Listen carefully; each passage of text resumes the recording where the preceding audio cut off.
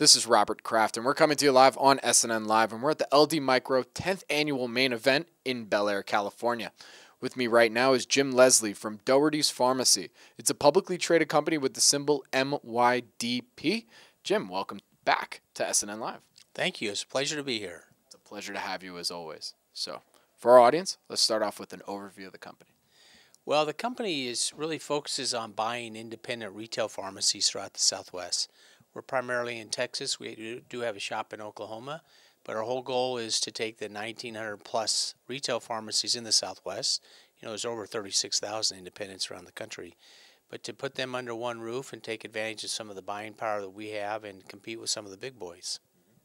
And so last we interviewed you was actually this time last year. So what's been going on in the company since then? Well, we listen an awful lot to the investors. In fact, they're a very important part of the fabric of our company.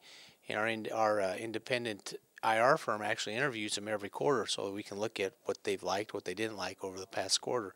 But the thing that we heard consistently from them in the past was that we need to start refiling with the SEC, which we stopped doing that back when Sarbanes-Oxley first came out because it's very, very expensive at the time. For all of our shareholders, we thought there was money that wasn't well spent. So we went to the pink sheets, but all the investors said we need to get out of that and start filing again, which we did over the past year, and that cost us about $150,000, wasn't a big number. And they also said that it'd be good if we changed the name. When I was with you last year, we were called Ascendant Solutions. Today it's now called Dougherty's Pharmacy, to make it clear to everybody on the outside that we really are a pharmacy company and that we're focused on trying to expand that part of the business. So an awful lot of what we did was really reacting to what we heard from the investors in order that we would become a much more compliant company with the SEC and something people would like to invest with.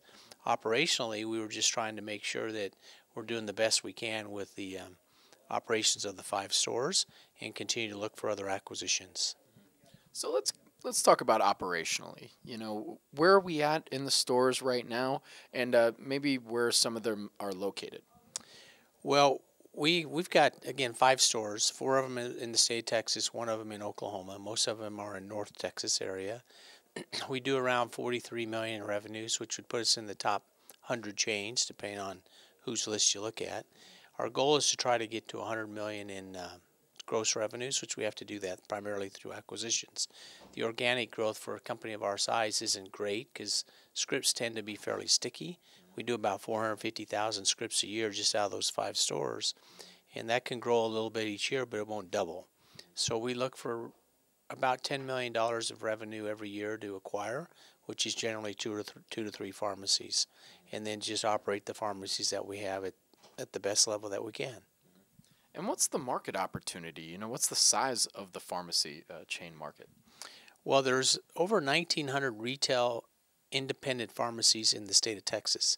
There's 36,000, something like that, over the whole country. I mean, that controls a big piece of the market.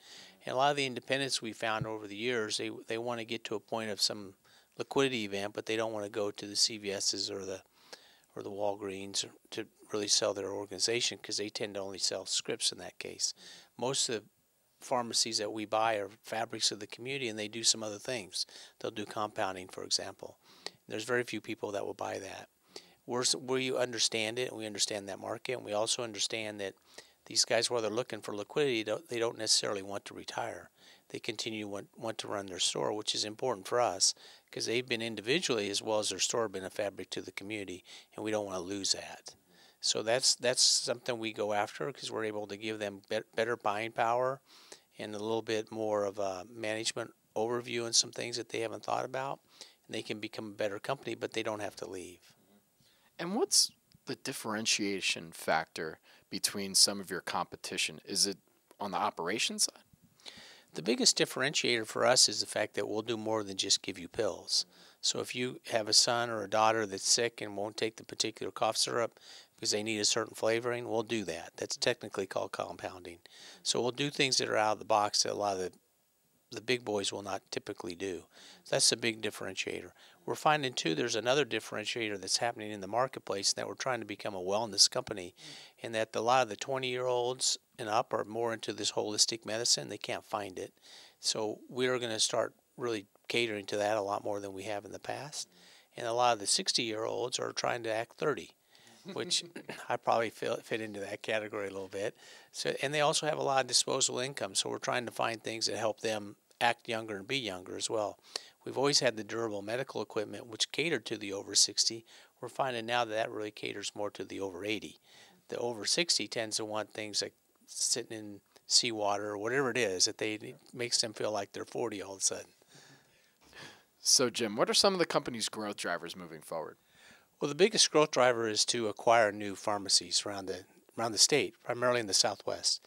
As I mentioned, we have over 1,900 independents.